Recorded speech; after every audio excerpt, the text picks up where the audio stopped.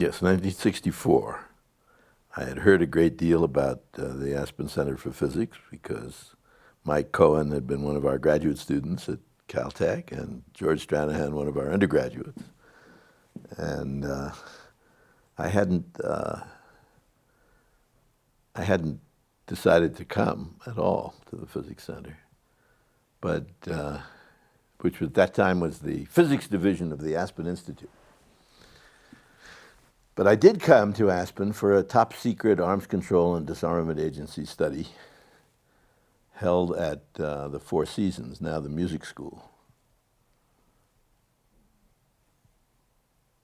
And naturally, I found my way over here to what is now the Physics Center, and I was enchanted by the whole operation. I thought it was marvelous, and my wife and daughter thought it was marvelous too. My son probably as well, but he was just turning 1. He spent his first birthday here, so he didn't have much to say about it.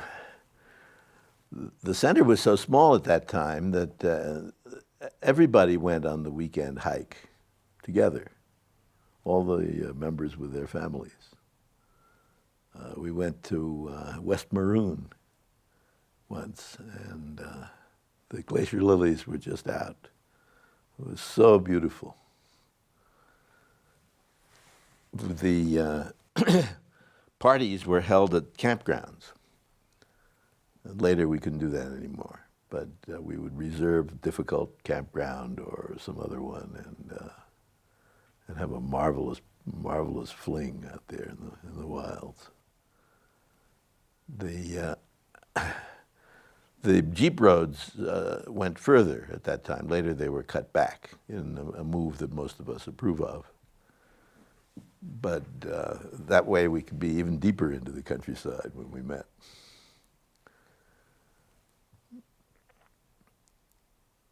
Everything was on a very small scale and very informal. I remember Mike Cohen complaining that newly arrived visitors would come to him with their troubles. And he would ask them, when you're at the Institute for Advanced Study, do you go to Oppenheimer to complain that your toilet doesn't work properly? I told that story to Carl Kazin, who succeeded Oppenheimer as director. He didn't find it funny at all. Apparently it happened to him every day. Our status as part of the Aspen Institute had many virtues, but also some drawbacks. The Institute and many people in town who associate with the Institute, and many people from distant places who associate with the Institute, have been taught to worship Herbert Bayer and Mortimer Adler.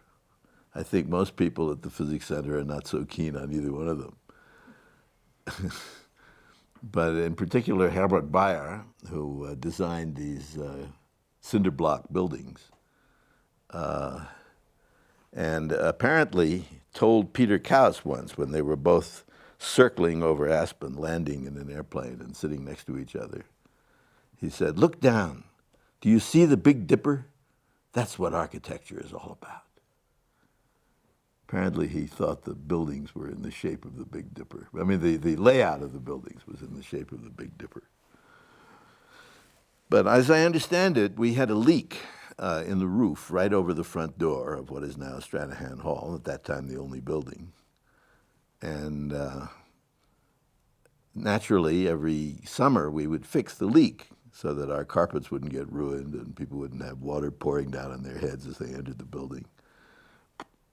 But Bayer, who at that time was still in good enough health to come to Aspen in the summer, would come over to inspect his creation and insist on behalf of the landlord, the Aspen Institute, that we unfix the front door ceiling and restore the leak.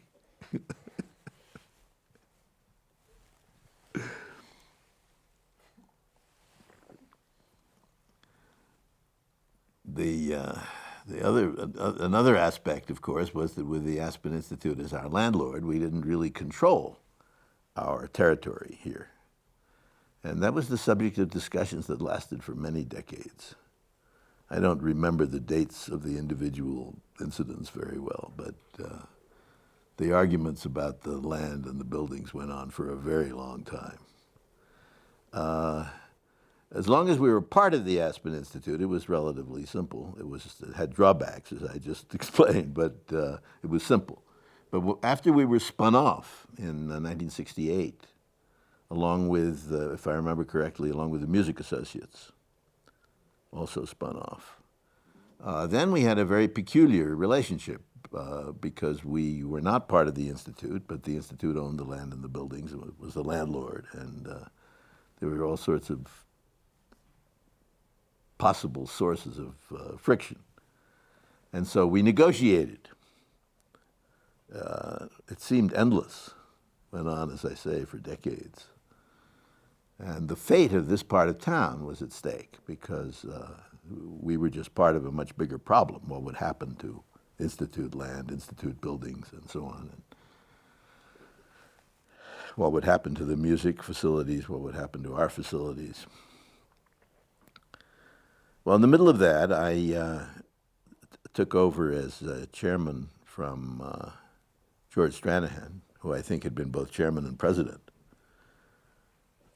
I didn't know much about being chairman of a board, but after a few months, I had the example of Warren Burger, the Chief Justice of the U.S., to work with. I became the first citizen regent of the Smithsonian from west of the Appalachians in about 1974. And there are congressional regents from the House and the Senate. There's the Chief Justice of the U.S. and the Vice President of the U.S. And then a few citizen regents. Until then, they couldn't believe that someone from the West, California in my case, would actually come to the meetings. And in the middle of the 19th century, I can understand that it was probably a reasonable concern. By 1974, they overcame that objection, and I was appointed a regent. I was on something called the Council of the Smithsonian, which was a set of advisors to the secretary. Secretary is the head of the Smithsonian. Sort of a kitchen cabinet. And that was a lot of fun. Wonderful, interesting people, many of them academics, but not absolutely all, and very interesting discussions. But then they made me a regent, and I remained on the council, and the idea was I would be a sort of liaison between the two organizations. But that didn't work out. I just couldn't make that many trips to Washington. I got to the trustees, to the regents' meetings, but I couldn't make it also to the council meetings. It's too bad, but time is finite. Now, the Vice President of the U.S. is automatically a member, and the Chief Justice as well. And traditionally, the Chief Justice is the Chancellor, in other words, the Chairman of the Board. And the Vice President of the U.S. is the Vice Chancellor. And that was the case at that time. So my classmate, George H.W. Bush, was the Vice Chancellor, and Warren Burger was the Chancellor. And despite our somewhat different political views, Warren Burger and I got along very well. And occasionally he would send me off to wherever I was going in his car with his driver and so on. People I visited were quite impressed that I arrived in the Chief Justice's car. We also shared a love of wine.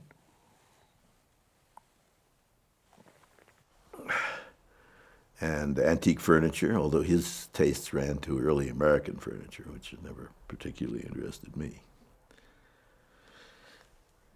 So I learned how to be a chair by watching Warren Burger. And everything got done with great expedition. He would announce some result of the discussion and say immediately afterwards, without objection, so ordered. That was the end of it. Occasionally somebody would rush in with an item for discussion, but usually there wasn't time.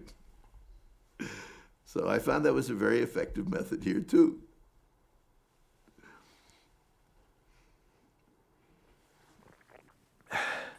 Anyway, there wasn't much of importance to discuss. The main thing that we did as officers of the center was to argue with the Institute people. This included a time when Bob Anderson, who had given a lot to the Aspen Institute and was the head of it, chairman of the board and so on, when Bob Anderson was in a fight with the city because he wanted to turn the Institute land and the meadows and so on over to some private agency to manage, and to build a large number of additional units and so on, make the whole thing economically self-sufficient and all that. And the townspeople were quite unhappy about it, and the other cultural organizations, the Music Associates and the Physics Center, were not too happy either. So we had endless arguments. At one time, there was a Palestinian developer, Mr. Hadid, who was somehow in charge of the land and the buildings for a while. And so we had to meet with him and his lawyer, and it went on and on and on. Then somehow control shifted back to the Institute, and we were once more negotiating with the Institute. Bob Anderson was a member of our board too, if I remember correctly, and would occasionally make motions that were passed favorable to the Physics Center. But of course, they weren't motions at the motions at the board meeting of the Institute, only the Physics Center, so they didn't have any real effect. But that went on and on and on. It's all a big blur in my mind. I don't remember the details at all. But I do have the feeling that the curious course of 7th Street, it comes down and then jogs to the left and then goes almost to 8th Street and then turns again to the right. I think that was my suggestion. Part of our effort to preserve the ring. And indeed, we have preserved the integrity of the ring, finally. And it took years and years and years of fighting. But indeed, it's not developed. There are some houses along the edge of it, one of which touches the Physics Center, somewhat disturbing what Peter Kaus called our circle of serenity, but not very much. The presence of that house right on the boundary is really the only intrusive feature of the present situation. And I suppose the people there know that we will get very angry if they become noisy, and I'm sure they're afraid of reprisals. Having visited, but not officially visited the center in 1964, our family came back in 66 or 67. 66, I think it was. It might have been 67. Anyway, we returned and have come every year. I have come every year since then, sometimes for only a few days, sometimes for the whole summer. But I don't think I've missed a year since then. Our whole family was delighted with the area, with the people, the Physics Center, with all the arrangements here. The hikes, the picnics, all the social events. The attitude toward children, which was very permissive, but not too permissive. They weren't allowed to do they weren't allowed to inflict damage, but they were allowed to run around and make noise and so on, which they loved to do. It was all very nice. The work at the Physics Center, of course, some of it has been very, very important. Last summer, we celebrated the 20th anniversary of the breakthroughs in string theory that occurred mainly at Caltech to begin with, and then here in the summer, here at the Physics Center in the summer.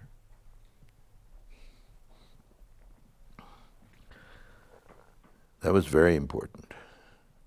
And over the years, there were many other things of great importance that were done here. The National Science Foundation can be quite pleased, I think, with a very modest investment over the years, mostly in rental supplements for members, for visitors. It's probably one of the most cost-effective things the National Science Foundation has ever done. And I believe it's still continuing to this day. The system is a very good one of people installed, 2 to an office, plenty of opportunity for mingling over coffee, mingling at the belly wash machine, and going to get paper and pencils and so on and so on. There are all sorts of occasions for people to meet and talk. And the outdoor seminars, which were delightful, and now are indoors, but still quite delightful. Do we still have outdoor seminars? Yeah. I remember those very, very well. The whole atmosphere was excellent and very conducive to useful work. People formed associations.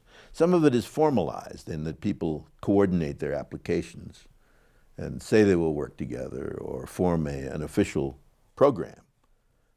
People who attend seminars together and work together.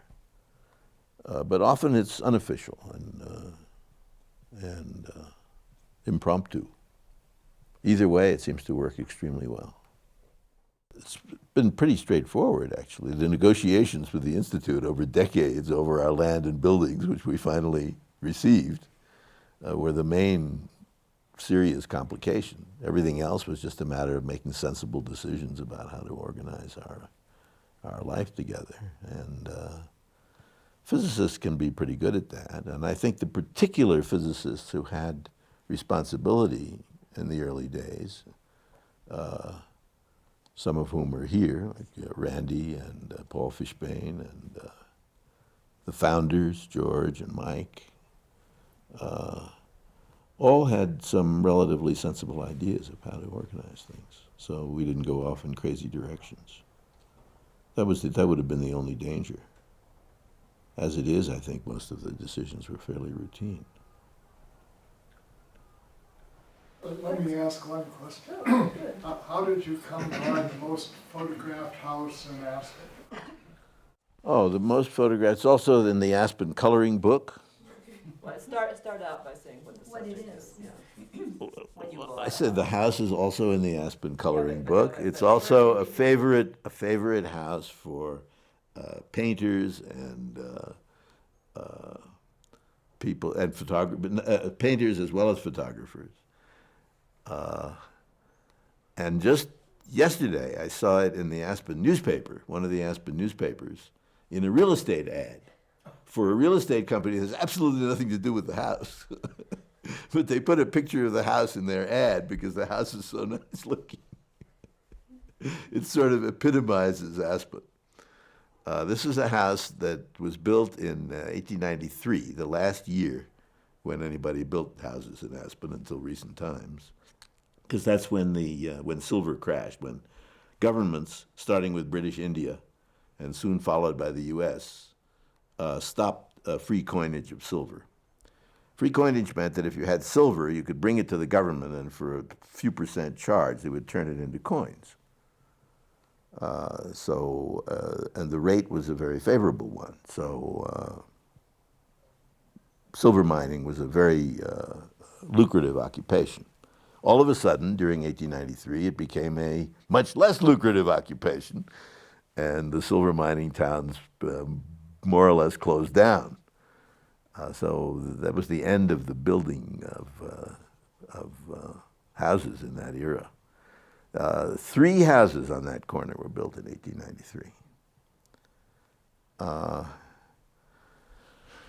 Anyway, I had thought of having a house in Aspen, even though at that time the Physics Center provided housing in the West End, quite reasonable rates, especially because of the National Science Foundation subsidy, but also reasonable in any case.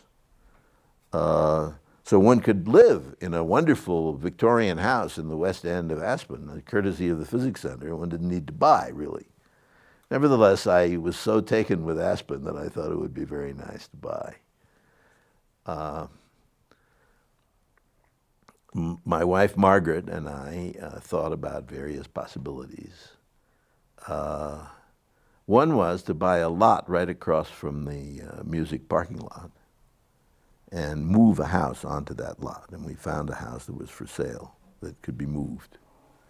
But it wasn't a very good-looking one. It was an old house, all right, from the Victorian period, but it was not very impressive. And when we made a special trip for real estate purposes, we weren't very pleased with that idea, and we gave it up. So then we just looked around for a normal sale, normal real estate deal. And Carol Ann Jacobson, who ran a local real estate agency and had been a secretary at the Physics Center in the very early days, was our agent. She looked around for places for us.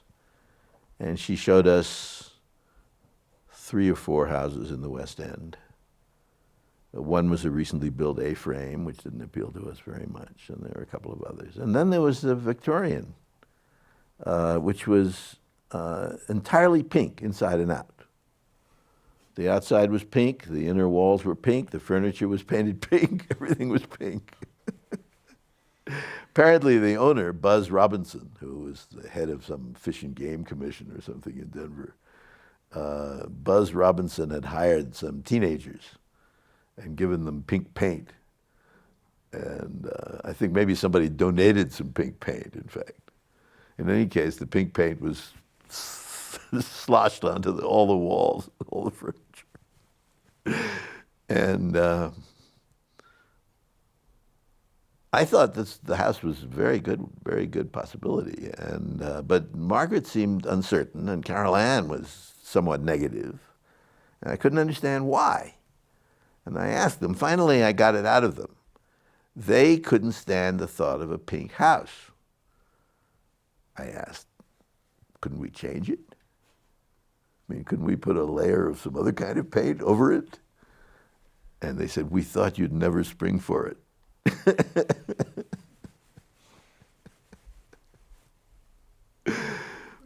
Anyway, we didn't want to put up all the money. By today's standards, it wasn't very expensive. But we looked for a partner. We thought we'd share the house with some other family. And we looked around, and we tried a chemistry professor at Caltech, a very well-known one, Jack Roberts, and his wife Edith. And they said, well, we'd love to. This is a really nice thing. We love Aspen. We love to go skiing in Aspen, and this house looks marvelous. But we have a boat, and a boat is a hole in the water into which you pour money. And so we haven't got the resources to join with you in this effort. And so we gave up for a while and didn't make a bid on the house. But then Mrs. Pepke visited Caltech. And that was a very special day. And they tried to invite to the lunch all the women who had some connection with Aspen, including Margaret, my wife. Sitting next to her at lunch was Shirley Gray, the wife of a young chemistry professor, Harry Gray, very brilliant chemistry professor, who wrote textbooks on chemistry. Very mysterious in some ways to a physicist because they do quantum mechanics without quantum mechanics. But anyway, he wrote these textbooks, which were very popular and used many places. And he wrote them as part of the Aspen Chemistry Writing Project. And the publisher, they leased the house for that purpose. And they came to Aspen every summer and stayed in that house, and Harry worked on writing his chemistry textbooks. So Shirley was telling Margaret about that, and Margaret said, well, you know, we're thinking of buying a house in Aspen, and we were looking for a partner. Are you interested at all? And Shirley said, well, no. It isn't Aspen so much that attracts us as that house where we've stayed. And I have a picture of it here. She brought out the picture, and of course it was the same house. So we made a deal to share the house 50-50, and each put in half the money. I didn't think of it as an investment because prices had gone up so much, factor of 5, 10, something like that, by that time. This was 1970. During the previous decade or 15 years, prices had gone up by such a large factor that I knew that was the top of the market, that there would never again be serious increases in price here. And therefore I didn't think of it as an investment, but rather as just something to do because we loved the house and we loved Aspen and we liked to be here in the summer and perhaps in the winter to ski and so on. So we went ahead with the deal. And indeed, we were willing to put up the money to paint the house another color. I worked on the color scheme with Roger Moyer, who is still doing painting in Aspen after all these years. He was very young then. And we got the scheme mostly blue with white and chocolate trim. And it's been like that ever since. And I forget what we did about the walls inside were painted over with more natural wall colors. And the wooden furniture was repainted, except we left one room pink. That had been a bathroom in Victorian times. And by the way, we met the three old ladies who had been young girls and women at the time that they lived in the house first. It was the Gould family. They were 87, 88, and 89, I think, something like that at the time. But we met all three of them. And they had 3 bedrooms upstairs. One of those bedrooms was later turned into a bathroom, and that's the one we left pink. The head of the family, Mr. Gould, was a partner in Gould and Grover, the Mesa store at the corner of 4th and Main, which during the time we're talking about was a bakery. It had been a general store in the time of Mr. Gould and Mr. Grover. Mr. Gould was also the manager of the Midnight Mine, superintendent of the Midnight Mine. So he was a rather important local character. And apparently a bit odd. He had a dream that the cottonwoods along between the house and the ditch fell over in a storm and destroyed the house. That was not really possible because the wind blows from the other side. But in the dream, of course, the wind could be reversed. It was. And as soon as he had that dream, he chopped down all the cottonwoods. I had to plant aspen to replace them. So the Grays turned out to be silent partners. They didn't come anymore, and they didn't have much to do with the running of the house. And eventually, I became a 70-30 owner of the house, 70% to 30%. And I was going to buy Harry out of the remaining 30%, but somehow the negotiations kept failing. And so it remained 70-30, but he was a silent partner, and I really ran the place. So I had to make decisions about planting the aspen and so forth. I planted a lot of aspen on the lawn also, and they're still there. They're thriving. The aspen on the side are not doing so well because the woman who lived in the little house, in the carriage house, who rented the carriage house from me and sort of took care of the property in our absence, Janet Shelton, had unfortunately used a weed eater on the lawn and brought the weed eater too close to the aspen, ringing them practically. So there was very little cambium left. There was very little pathway left for nutriments to go up into the trees. As a result, most of them look very sickly today, the ones I planted along the side to replace the cottonwoods chopped down by Mr. Gould.